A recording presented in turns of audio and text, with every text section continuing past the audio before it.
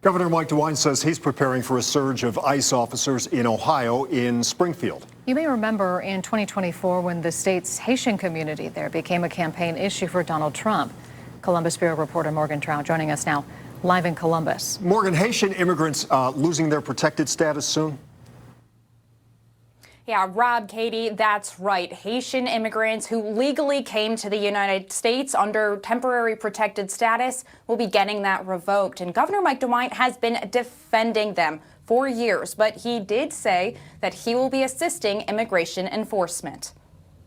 Not wise. That is not a good thing. I think it's a mistake. Ohio Governor Mike DeWine is preparing for ICE agents to descend on Springfield, where about 15,000 Haitian immigrants call home. The federal government is set to end their temporary protected status in February, meaning tens of thousands of Haitians could lose their jobs, be forced to leave, or become undocumented. Thousands of Haitians who are working, contributing members of the community, contributing to the economy, who one day will be able to work and the next day will then not be able to work.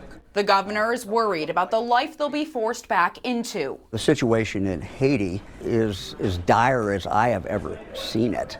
It is, the gangs are controlling a good part of the country. It's extremely violent. But former Republican Congressman Jim Renacci says that the expiration is necessary. Temporary means temporary. I am a believer in a legal immigration process that allows people to come here to get their citizenship properly. He adds that Haitian immigrants should have already self-deported. Haitians should have realized that it was a temporary status. Even the Haitian community has the ability to come here legally. DeWine says the only thing that he can do is mobilize the troopers to make sure that the citizens are protected. We can't control what they do, but again, I think by the governor setting the expectations and saying, look, we want peace. Our officers are trained. They know how to de-escalate situations.